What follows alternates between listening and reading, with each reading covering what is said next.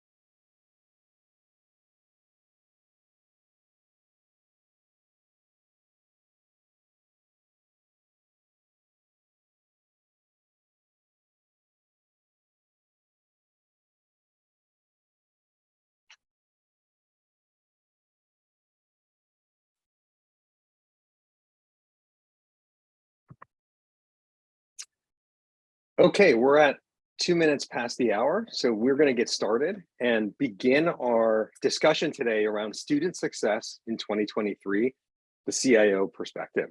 Thank you for joining us, and we're super excited to talk about this topic with you, but more importantly, to introduce you to our panelists, which I'll do in a few minutes. My name is Chris Gervais. I will be your host for today. I have the privilege of serving as the Chief Technology Officer here at Ready Education. And before we start our main content, I thought I'd go over some housekeeping for us as we kick off today. So the meeting is being recorded today, and you'll be provided a copy of the session along with the slides. So if you want to come back and watch it again or pass it around to your colleagues, we encourage you to do so. Also, throughout today's session, the QA box will be open. So if you have questions or thoughts as we're proceeding, you can enter them in there, and we are going to do a focused Q&A session at the end. But if there's other things you want to know, we may be able to respond as we're talking live. So please don't hesitate to share your thoughts with us or any questions that you might have that the panelists can help us navigate as we go through today. So we are going to start today with a poll, and we'd love to hear from you. So the poll is all around, what is the one area you wish you could magically fix with technology? I think we're all trying to find these magic fixes. So we are going to give you about 60 seconds or so. Please drop in an answer to these areas that you see on the screen.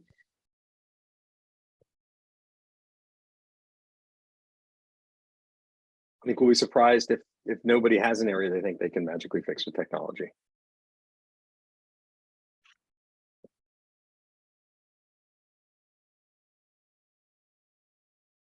Great, we're starting to see some answers come in, terrific. So it looks like from the poll questions so far that what's ranked very high is integration of all campus systems, something that we've heard, and communicating with students, of course, is up there. The reality is that as we've gone through a lot of these discussions across the spectrum of higher education, there are many, many answers to what can come and help answer these. But it's really that all of these institutions, all of these challenges have a way to be addressed through technology. It doesn't always solve the problem, but it's an accelerator for us to better achieve these goals that we answer. So what I'd like to do now that we've got a little input from the audience is start to introduce our speakers. So today we are joined by three amazing and talented folks who I'm going to introduce to you today, or right now, and we're going to then start our conversation. So first, it's my privilege to introduce Doug Letterman. Doug is the editor and co-founder of Inside Higher Ed. He helps lead the news organization's editorial operations, overseeing news content, opinion pieces, career advice, blogs, and other features. Doug speaks widely about higher education, including on C-SPAN and NPR, and at meetings on campuses across the country. And his work has appeared in the New York Times and USA Today, among other publications. Thank you for joining us today, Doug. Great to be here. Secondly, I'd like to introduce Dr. Christine Deakins, who is the VP of Student Success and Head of Research here at Ready Education. Prior to joining the team at Ready, she worked at Eastern Michigan University for over 10 years, where she spent most of her time as the Director of Academic Support Programs. As the director of this organization, she was responsible for academic support for the institution and was involved in writing and administering several grant programs, including vulnerable student populations. During her time at EMU, she served on numerous committees, presented research at local and national conferences, and taught human development learning at the College of Education. And in 2017, she was presented with a Distinguished Achievement Recognition Award for Student Engagement and Success. Welcome, Christine. It's great to have you. And finally, it's my pleasure to introduce Matt Weitzel. So Matt has been a jack of all trades at RMCAD for nearly the past 10 years. Starting in admissions for just under 2 years, the next year he spent revitalizing the financial aid department before moving into IT, where he's held several positions with help desk, application support, and is now the sole IT project manager. A lot on your shoulders, Matt, no pressure.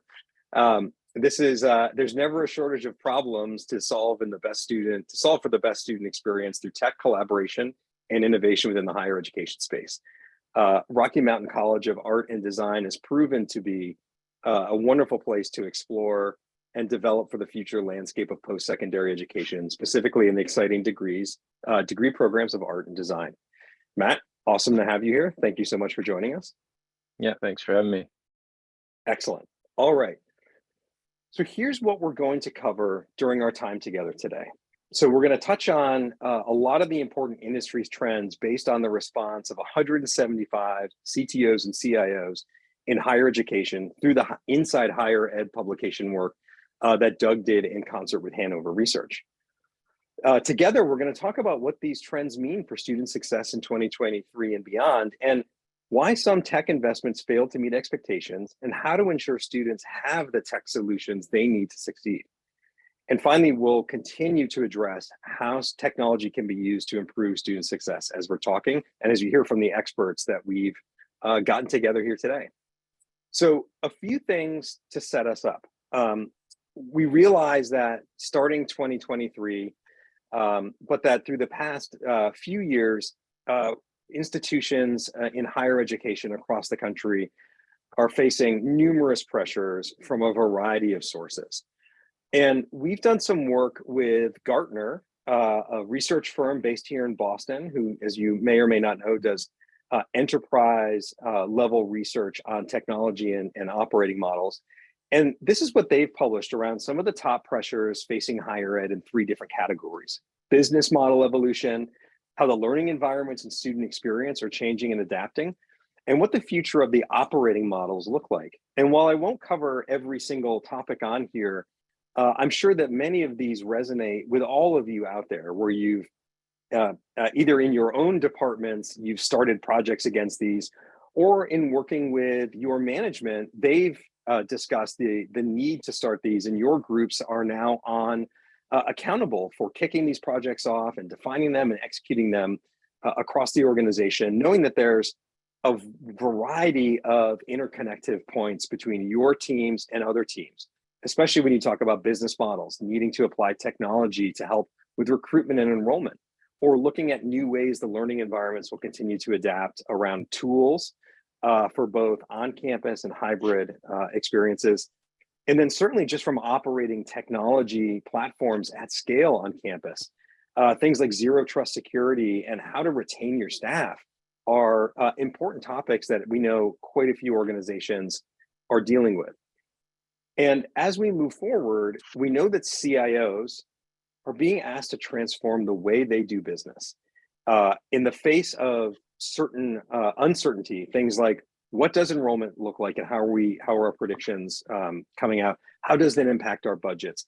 Where can we make up some of the shortfalls from government funding that we were able to receive throughout the pandemic?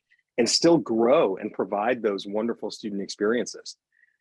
We're talking about really big challenges. And we know, we've heard from you, we just saw on the poll, integrating all these systems, outreach and providing the right communication mechanisms, certainly omni-channel mechanisms for students to engage with each other, with staff, with faculty, and with their entire higher ed experience. Driving engagement and connections, discussing equity and figuring out how to make these solutions available across a spectrum of students, and how all that plays into enrollment, retention, and branding, so you can differentiate. These are not lightweight challenges. We understand that these are very, very big ones requiring a lot of thought, but also a lot of action. And our students need us to solve these challenges as well, right? The pandemic hasn't been the only driver of mental health issues in higher education institutions. We all know that the world has gotten more complex and just continues to get there. And young adults face multiple pressures when transitioning into higher ed. Colleges and universities are being asked to do more for their students, not just to help them succeed academically, but to help them thrive and grow in this critical stage of their life. And when so much is changing as they're facing this transition into adulthood, higher ed institutions are playing the role of navigators in life, not just in academic life. And there are numerous studies that highlight this as we go through. So as we get into our discussion today, we're going to have Doug kick us off with specifics around the survey results that they gathered last year, that they published, and now they've really been able to analyze. And so what I'm going to do is turn it over to Doug to help us break these down into these different categories, really understand what the voice of the leaders at these organizations is saying, and how we can all position ourselves to improve. So Doug, I'm going to hand it to you. Great, thanks. And that was a great setup. Welcome to all of you. Chris did a really nice job sort of teeing up the issues, which would normally be how I would start, but I'm going to go right into the survey findings. So I think if we can go to the next slide. I just want to say a little bit about the survey that we did. This is the first year that we surveyed CIOs and CTOs. We have done surveys for more than a decade of presidents and provosts and business officers and admissions officers and a handful of others. And we added CIOs and CTOs into the mix this at the end of last year. Really pleased to have done that. The really important constituent on a lot of campuses, and certainly technology broadly, I think, is going to play a bigger role for most institutions going forward. It will vary enormously how much it changes instruction and things like that. But I think it's inevitable that as we become more digital society, and certainly as we increasingly cater at institutions to digital natives, we're going to have to sort of up the game. So just real quick, and I'm going to keep these sort of results I'm going to run through them pretty quickly, and we can come back to any of them that you all are interested in exploring deeper. But I think the important thing today is getting into the conversation. But a couple high level, findings. We had 175 CIOs and CTOs respond. They were given anonymity. There's only one per institution, so it was the senior most technology leader at these various institutions. The surveys are made possible each year by we have sponsors, and Ready was one of the sponsors this year, which I really appreciate their support. That enables us to bring you findings that we hope help the industry. So if we can go to the next slide, and I'll start digging into the results. So it's weird. It seems kind of odd to start with sort of structural issues, because that's not exactly the sexiest thing usually, and so wouldn't normally care that much about what CIOs, where they report. But you'll see in a few minutes why that matters, and why we decided to sort of actually pay meaningful attention to it. What we found here, and again, this is really baseline, because it's our first year of the survey. It's really a baseline to try to have a sense of how things are going forward. But what you see here, we asked at a high level kind of where the CIOs report, and whether they're on the cabinet, the executive cabinet at their institution. There's a lot more detail to go into by sector that we could go into. I'm not sure it's essential for this particular conversation because we are going to be focusing, and we'll get there in a minute, on sort of the implications of all this for student success. The reason this, you'll see in a second, the reason why the structure is important when we get to a couple of these other questions. So the next sort of question we asked was about how the CIOs themselves and their bosses, the presidents and other senior leaders, view their role. And this is sort of trying to get inside the minds of the technology leaders. We asked them whether how they view their own technology unit at the institution in terms of it, particularly about whether it's a strategic function, or whether or versus a sort of a utility, which I think is often how a lot of college and universities have sometimes treated their technology units. And these data are, I guess I would find them pretty dismaying in general, that there's, we asked the CIOs themselves how they view it and how their senior, their senior leaders at their institutions. And the CIOs had obviously, I found it sort of distressing that there was basically a split, and that almost as many, more actually senior leaders, more CIOs said that their senior leaders at their institution viewed them as more as a utility than a strategic partner. The CIOs obviously don't necessarily see themselves that way. And this is where that structural piece comes in. When those CIOs who said that they were not in the cabinet, a full 60% of them said that senior leaders at their institution treated them like utility, and it was about 40% for those who were on the senior cabinet, and that's a big difference. And that basically suggests that as CIOs really feel an integrated part of their institutional leadership team and are treated that way, they are much more likely to view their institution as viewing their role in a significant way. Next slide also digs a little bit deeper on this. This is another sort of, again, these are all new questions, but we were trying to, and we didn't define digital transformation for these leaders. For these tech leaders, we let them sort of define it for themselves as their institution views it. And again, we asked, how much is digital transformation a priority for your institution? And again, I would like, as somebody who believes technology can play an important role, I obviously think I think more institutions need to be considering digital transformation in various ways, and it's going to mean different things at different institutions. But the fact that just 4 in 10 senior leaders viewed it that way, or CIOs said their senior leaders viewed it that way, to me was a little distressing. This is another place where the structure matters. When CIOs were in the cabinet, 52% of them said digital transformation was a key priority, was one of the either essential or a high priority. That was only 24% for CIOs and CTOs who were not part of the cabinet. So again, support for digital transformation varied pretty significantly by whether CIOs were sort of embedded in their senior institutional teams. We can go to the next slide. Here we're digging and we're sort of getting to the student success piece that hopefully will drive some of the conversation going forward.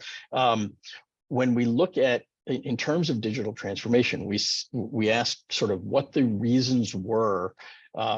We asked sort of what their institutions were emphasizing when it came to digital transformation. And you can see that the top 2 responses, the top 2 reasons they gave, or the top 2 sort of focus areas for the digital transformation efforts, both related broadly to student success. It's around data in service of student success, and also student data for better insights about learning and retention. So those were 2 of the biggest drivers of digital transformation as in the CIO's eyes, and other things, much further down the list. If we can go to the next slide. there's I guess in general, the sort of data around sort of student success are pretty mixed, I think. Here, we asked the CIOs to rate the effectiveness of their institutions' investments in different areas. And as you can see, the sort of things that are probably most relevant to student success are pretty near the bottom in terms of CIOs and CTOs believing that their institutions' investments in those things have really paid off. And again, we didn't go too granular in terms of defining this thing, but I think most places felt like they were doing a much better job in terms of the investment payoff for teaching and learning and on-campus instruction, instructional support for faculty, et cetera. Those bottom two items were both sort of the real student success pieces of it, and they didn't rate very well. Next slide. What I think student success is doing, the sort of focus on student success, and Chris laid out some of the reasons why institutions are focusing on student success, as I think they more than they have before, and it's become a financial and a regulatory imperative in addition to just being the right thing to do. And I think what we are seeing is student success initiatives are one of the most significant reasons, the most significant things that's driving institutions to focus on use of analytics. As you can see, we asked sort of how well the institutions use data, and the CIOs were, again, none of them were fantastic, I think, or enthusiastic over the top. But student success, the CIOs definitely felt like their institutions were trying to apply data to student success more than was the case around other sort of key institutional functions. And then I think this is the next one's the last slide, I think. And this is a sort of a slightly different kind of question, but we were trying to get at, and the survey itself has lots of data points, and I've just pulled out the ones that are most relevant, I think, for this conversation. But we did ask about how the CIOs sort of how effectively their institutions were using, were making mobile processes or making key processes available via mobile. And not very well was the quick answer, and especially for things, some of those things are pretty important in terms of student success, like changing an academic course, paying bills, et cetera, and not the strongest enthusiasm for among the CIOs themselves. I think in a moment of honesty about how effective their institutions were being. So again, I think hopefully that sets the table a little bit for the conversation we're going to have going forward. I think a lot of interest in student success, driving a lot of conversations, but not necessarily seeing payoff or being real pleased with how much progress they've made. So Chris, back to you. Great, thanks, Doug. So that was terrific. We heard some amazing data, and we did, you did scratch the surface on a few things that I think we can now really engage the panel with and talk through some questions and say, well, what do these results mean for student success, this year and looking forward? And we can also address some more of the context in which that these decisions are being made, the understanding of success and how success is defined within the organizations, given some of the the data points that you presented.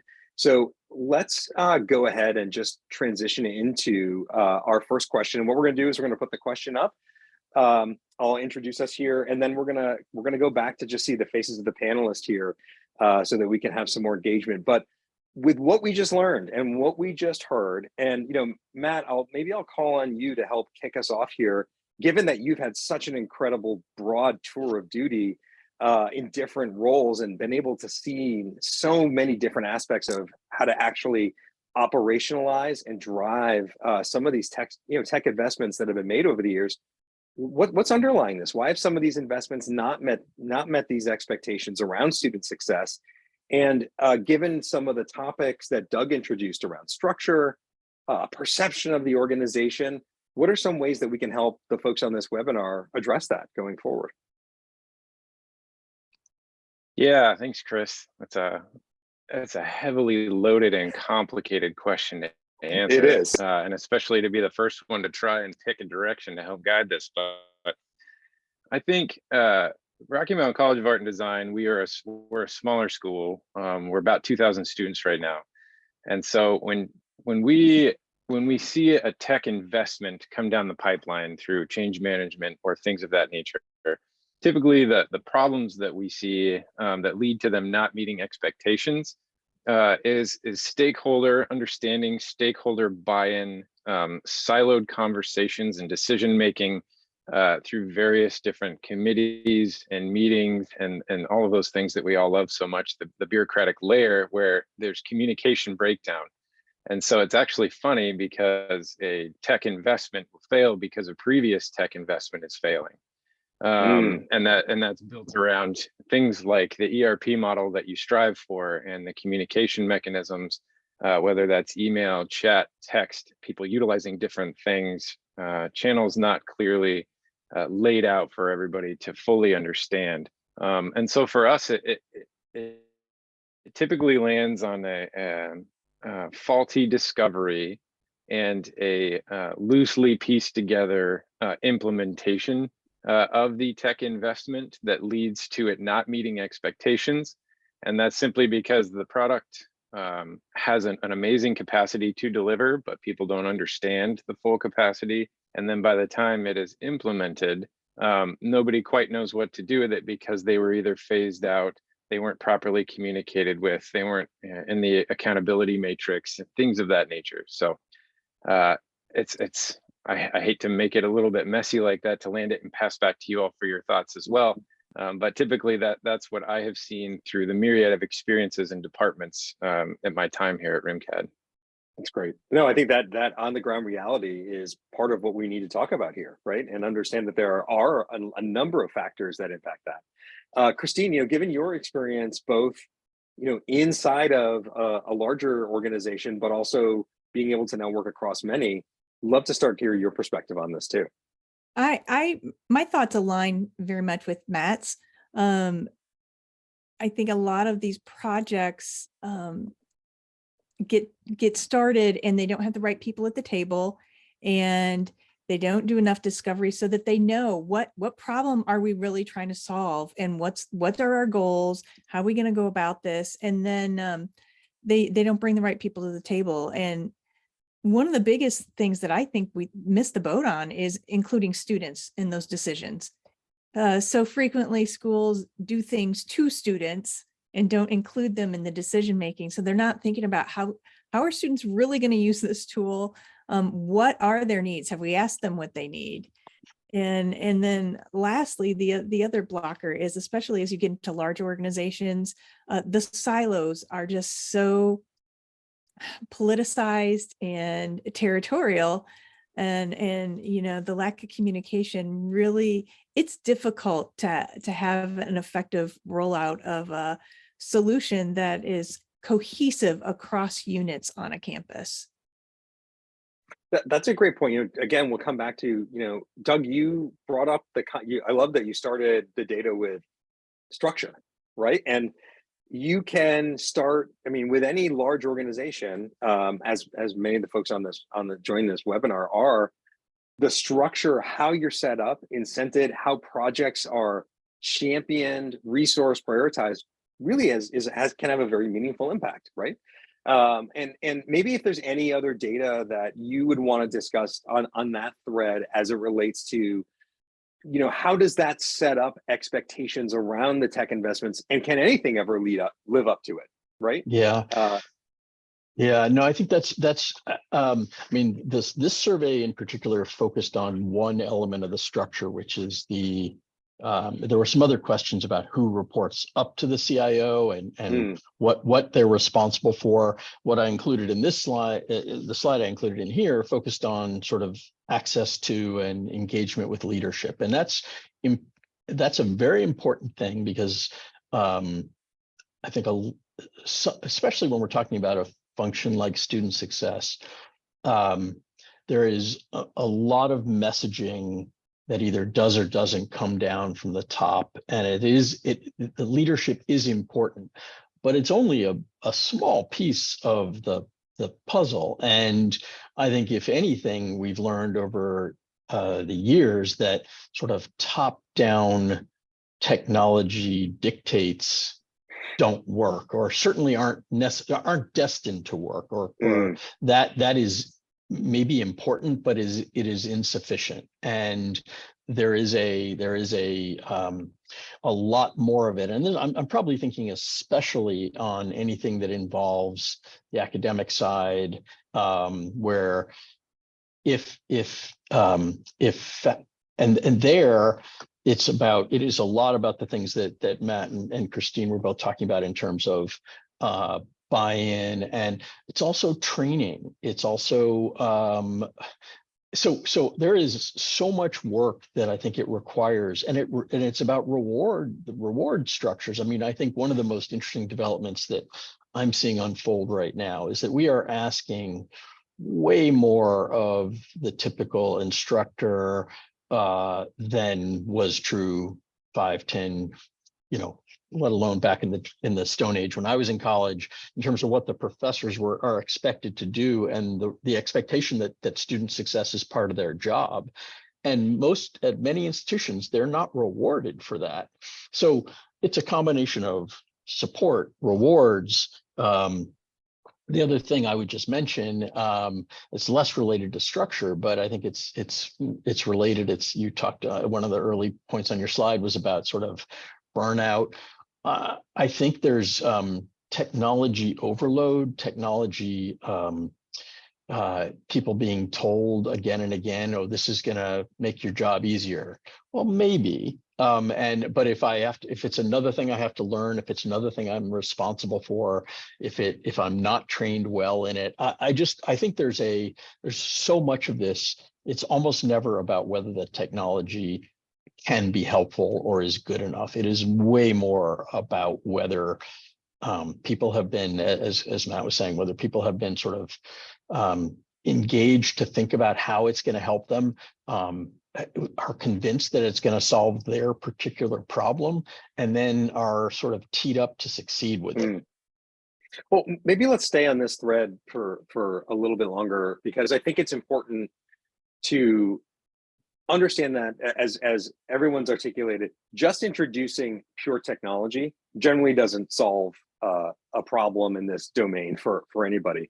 It can add complication, but sometimes the goal of adding the technology is to drive change, right? And so, as with any kind of adoption, there's a change management exercise that is often required to maybe get the ROI on something because of a change to a business process, the way folks work, some other types of change management. And maybe, Christine and Matt, if you want to comment, as you think about in your past areas where change management has come into play, has the lack of change management contributed to some of the tech investments not meeting their expectations? And is that something that needs to be treated as a peer to these types of investments as well, to share the responsibility for getting an ROI? Absolutely, like 1,000%. That's a heavy focus that I've had in my role. IT project manager is a newer position. I'm actually one of only 3 project managers at the whole college. And so as I got into it, I started studying for my PMP and everything. And I started to identify we had zero change management, like zero. I mean, there was we'll say cohesive change management. It was fractured all over the place. And those in leadership positions thought that they would just push things through as needed, and others would just catch up later. And to the point of this conversation, that led to so many missed milestones and so many undercut expectations, because nobody knew what to expect from the technology. And then when it landed in their lap and somebody said to them, hey, this is going to make your life better, they looked at their already huge list, especially let's say an adjunct instructor, for example, and let's say something like a retention and alert type system that they can utilize to notify follow-up staff for students in the classroom not submitting assignments, maybe mental health, things like that. And they work for 3 different institutions. They have 3 different systems they have to know. And then one of them changes and says, this is going to be the greatest thing since sliced bread for you. Here it's live and you need to start using it and you're going to be held accountable for it. And that's the first they've heard of it. I mean, it goes terribly, and staff retention suffers. And when staff and faculty retention suffer, the student success rates, those are going to drop just by association, because that immediately reflects in the morale of the staff and faculty that the students are connecting with every day. And when we're frustrated, that it comes through very easily through a Zoom meeting or through a follow-up or through a discussion post response. The students are very attuned, and they pick up on that from those who claim to own the brand through the technology, that don't fully understand how to capitalize on it, or why they should even so much care or appreciate it for whatever the the steering committee came up with that said, here you go. Yeah, I love what you just said, Matt. The adjunct instructor is such a great example. Because they're very rarely included in any conversations, discovery or anything when you're bringing in new tech solutions. They get lost a lot, very frequently in these discussions. And I think the other thing, I think maybe Doug said, is that we have to remember that technology is great, but it's meant to make our lives easier. And people make technology work. And if you don't have a whole process to onboard people, to really get them up to speed in a way that's simple and easy for them, because it cannot be complicated, because they're already stretched so thin. So they need to be involved in the conversation from the get-go. And if they aren't onboarded properly, your solution's not going to work. That's terrific. Those are great perspectives. And I think anytime we talk about the change management required to adopt things, or just, again, that on the ground reality, right? It touches some third rails, right? Around how we're functioning as a business, how we're operating, and introduces, the discussion that can get wrapped up in whether a particular technology initiative has been successful. Did we set ourselves up for success by adapting and adjusting, not after we were done with this, but throughout that process, and including the right folks through that, where we're trying to be quick and agile and effective, but having that broader portfolio of viewpoints to start can really help drive the success. So how about let's shift a little bit and go on to another question, right? We got into all the reasons why potentially some of the tech investment expectations haven't been met and what leads into that, and they're all very real. But let's think about, not just now, we can prognosticate and think of the future. And again, we can all engage here, is what are some of the biggest ways that the tech we're not directly addressing here, but we're talking about, can possibly impact those student outcomes, this year, next year, and the year beyond, given what we've learned and given what we just talked about around some of the things that are often challenges. What are some of the biggest ways that this can take impact? Christine, do you want to kick us off, and then we can go around to Doug and Matt? Sure. I think that in this what they're and so many things that it's really challenging from them. So we need to ask them what they need help with. And when they say, I'm not learning well in this online course, or I cannot figure out how to read this bill, or any of the other myriad issues they're having, we need to take them seriously and think about, okay, well, if the only person on my campus who can understand the student's tuition bill is the person in billing who who runs the invoices, then maybe that's a process and something that we need to look at. And how can we simplify and surface how students interact with their bill and how they read it and how it makes sense? Because all of those different aspects, I would say, I think we know research has shown us that students don't drop out of college in the US for academic reasons.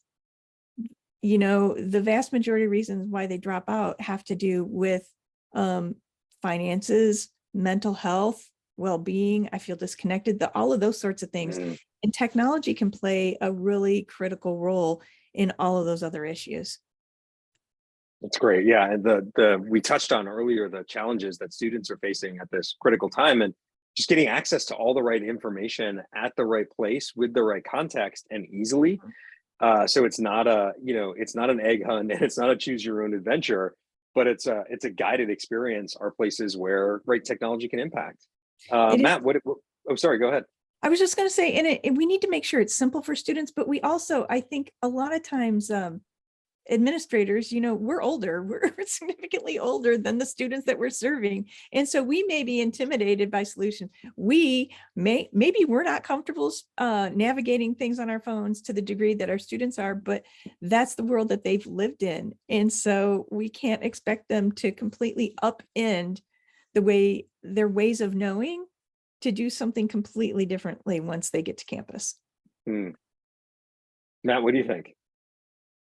Yeah, I think meeting them where they're at is really important with technology. And as we were talking, and as Christine was answering, the feedback loop came to mind for how the biggest ways technology can positively impact. Well, we need first a layer of technology that opens channels of communications for students on devices that they're comfortable using, like a phone.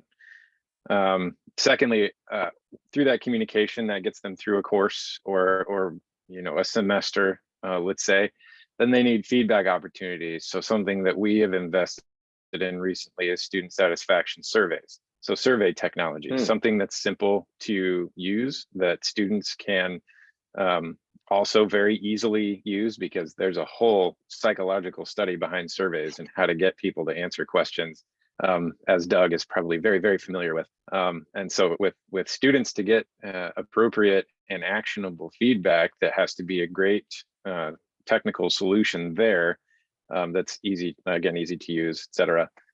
And then the last piece that for technology to really bring forth student success is to create actionable items for those of us that are running the institution to do something. So analytics, business intelligence, something that I'm struggling with right now at RIMCAT is developing something that's simple to post, the graphics, the charts, everything that people need in a simple, easy to use, singular place on a singular platform. So between Power BI or Tableau and all these other things, everybody has an opinion of what's easier to use, what's easier to see, what's easiest to build. That's really complicated. And so it's that feedback loop of how all of those technical products work together, where students can feel heard the whole time. They can send feedback easily, and then we can do something about that and come back, communicate with the students, they communicate back, and keep that cycle going. That plays heavily into, I think, 2023 or any other year of how to really effectively improve student success. Yeah, I love that. I think you can look back at a lot of great projects that we've all been involved with where we got some good change and some return out of it. It's those feedback loops that if you invest in those, really pay off, not just one time, but they start to become just the normal way we operate. It's the modus operandi of how we engage, take feedback, and it's an iterative loop, which are so important for everything. Doug, what do you think? What else? Yeah, well, what both of them were saying, I think really helped crystallize a couple things for me. So technology, as I look at technology, I'm not a technologist. I am I don't know, I'm somebody who looks at situations and tries to understand them, and then hopefully helps identify some ways to address them. So I think there's a lot of use of technology in higher education that's not driven sort of from the start by what problems are we trying to solve. And I think if that's not the starting point, I think that's kind of problematic. And that's, I think, when we see failed technology initiatives, I think it's because somebody's seen some cool thing at a trade show and been persuaded to try it. And so if we sort of, and I'd love to hear what the more practitioners say, but if we sort of agree that is ideally the way we're starting, we're saying, okay, what are we trying to do? What are the things we need to get done? And then how might technology, different kinds of technology help with that? The starting point is sort of that feedback. Well, it's building, collecting, and then understanding data so that, and it's not all quantitative data, but it's what are the problems we're trying to solve? What are our problems? And technology obviously can play a role in that process, in the development of the understanding of the problems. So the sort of communication and various kinds of technology that Matt was talking about are sort of essential in that, helping to in smoothing out, in scaling up the identification of where people are running into problems, be it students, staff, faculty, whoever. And then, so I think that's sort of a, kind of an obvious starting point, is how can we use technology to increase our understanding of what we're doing well and not doing well.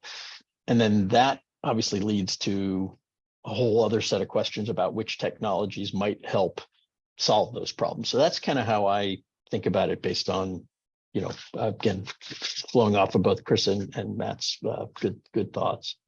Yeah, no, that's great. I think always, when I wear my product management hat, we're always thinking about the jobs to be done, right? And I think, to your point, like making sure you're not skipping over those steps and driving extreme clarity on those jobs to be done, the problems to be solved, and the outcome we're expecting, and helping to better connect those, are really critical.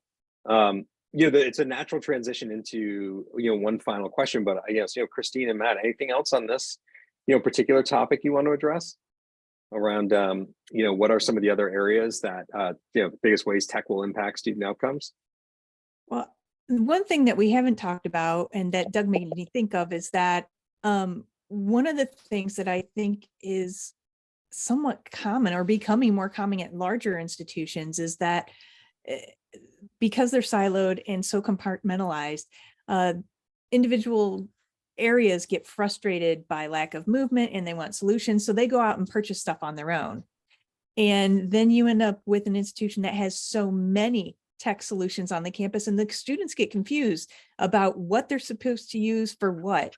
And so, I think there's a fine line that we really have to be mindful of, in terms of when does too much technology become too much for students, and when to centralize, and which is depending on the size of an institution, it's probably a little bit easier at an institution like Matt's than it is at a place like Eastern Michigan, where Christine was, where there's many more units.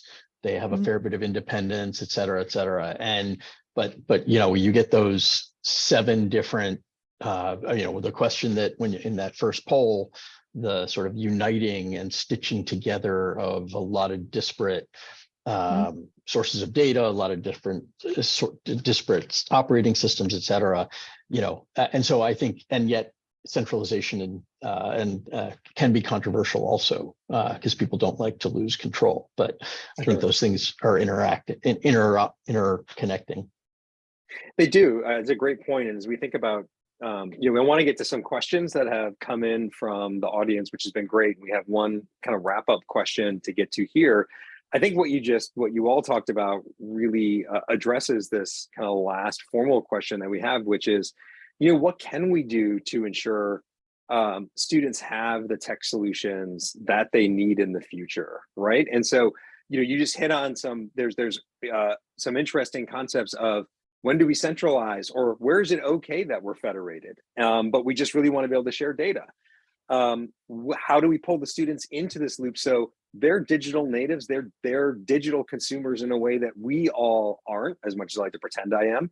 And how can we tap into their knowledge to guide some of these investments and outcomes, knowing that the student's job is to come, learn, experience, and then move on to the next phase of their life, where some of the folks who are obviously in these roles are going to be there for quite a long time. What else can we do to ensure these students have these solutions? Is it just organizational? Is it budget? Is it better selection? Is it newer thinking required? Matt, why don't we kind of start with you for some thoughts, and then we'll transition into some questions from the audience.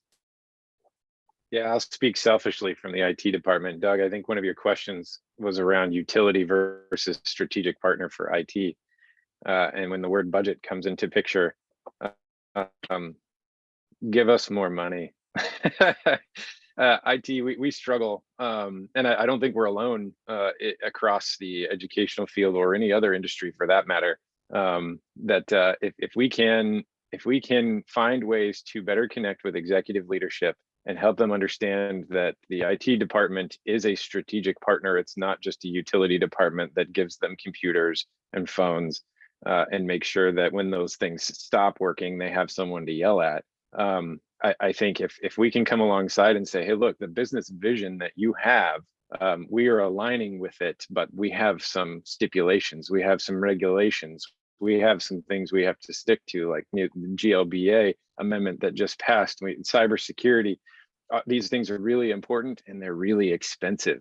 And so if we can lay a solid foundation there, the rest kind of trickles up, in my opinion. Again, I'm speaking selfishly from IT land, but to ensure that students have the proper tech solutions, we need to make sure that we're in a sound position as an institution, as a college, with our tech solutions for faculty and staff and everybody else that's making sure that this organism lives, so that students can come in and have that seamless, amazing student experience where they come in and it's a well-oiled machine.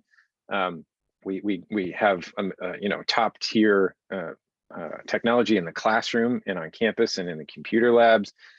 For an art and design college, that's also very expensive. So it's a conversation around balance, and I think ultimately it's just helping everybody engage, because everybody's an engaged stakeholder, whether they know it or not. Helping them to be aware, acutely aware that technology is constantly changing and the conversation is never actually over. I think some people are of the mindset that once we put this solution in place, we're good for a decade. It works. If it's not broke, don't fix it. Right. And they don't understand continual improvement and innovation and things like that. So training, open communication, and helping instill that into everybody, that this is very dynamic all of the time. And I think those are some aspects of what can help keep the proper tech solutions in the hands of students, as well as those conversations come to closes. Great. Christine, what do you think about on this topic of ensuring, how do we ensure we get the right solutions? Well, I think based on my experience at a larger institution, I think that you absolutely have to have partnership with your IT team. You absolutely have to have senior leadership saying, we're doing this and this is why, and everybody needs to buy in. And then you have to engage the group of people that are boots on ground with students, because those are the people that are going to really make a difference into whether or not things get adopted. So you can't just have a small group of people guiding change. It has to be a campus-wide effort at all levels. That's great. Let's we're actually going to come back to that. So we've got a couple questions from the audience, but I first want to hit just some key takeaways from this conversation and the very rich discussion, that we just had with everyone on this topic, because there's some important points. Let's make sure that we can get to. So it's clear, right? People make technology work. You can't just deploy a technology and expect it to magically and virally become a norm and a standard and have success in your organization. Those relationships and support are critical. We talked about this through this, like, meet the students where they're at and on their terms. They're the digital natives. Let them guide and give them really meaningful input. The right tech is critical for student success. The solutions that put the students at the center is going to help make sense of the world for how they're going to use this technology every day. It can be very simple, or it can be ways that they have to, they could spend a minute or 2 minutes in it and get what they need, or maybe spending a chunk of their learning time in it. And then finally, engage students in the decision-making process. We just covered that. I think it's a great thing. So what we're going to do first is we're just going to go hit a quick poll, I believe, and then we're going to come back to the couple of questions that we got. So why don't we go ahead and bring up this last poll for us to get input from the group, and then we'll talk about these questions. And so the question is, what areas would you like to learn more about? So if you wouldn't mind just quickly submitting Anything that you have for follow-up that we can do afterwards, we'll do that.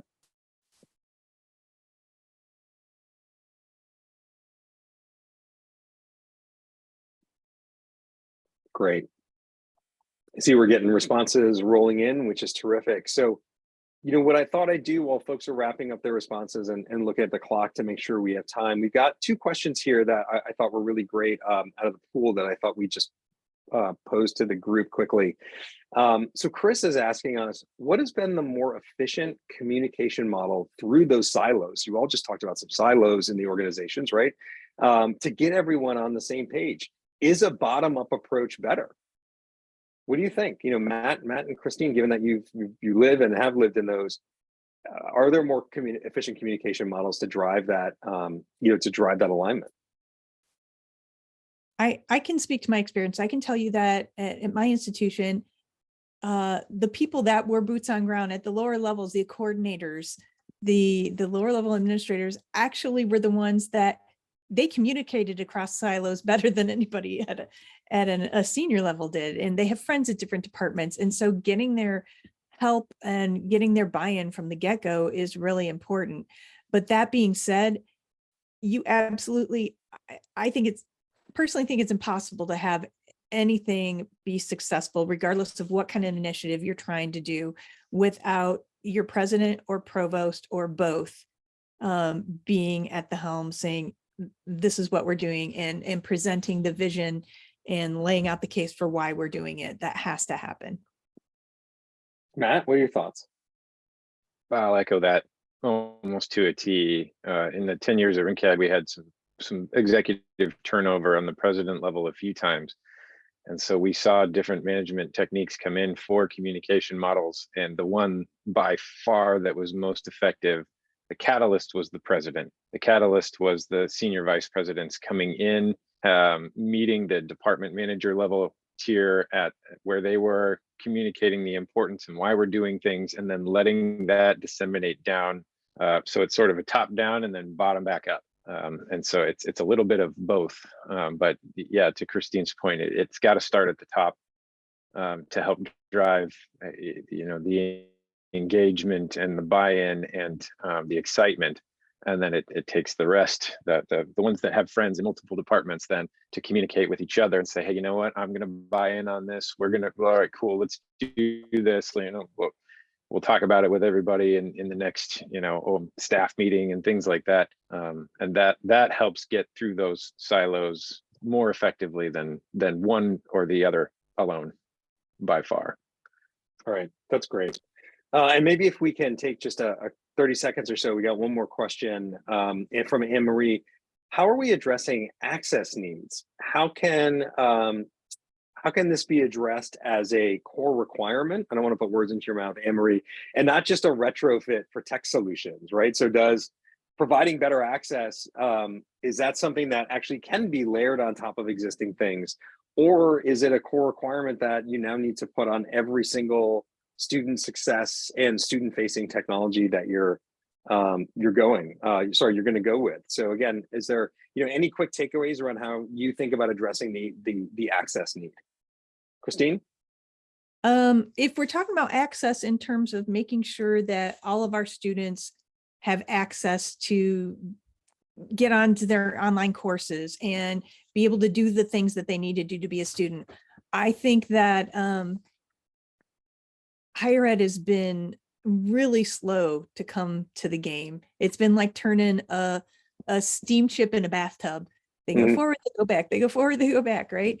The fact is, we've got to look at who are our students, how are they coming to the table? Are they all equipped with laptops? Probably not.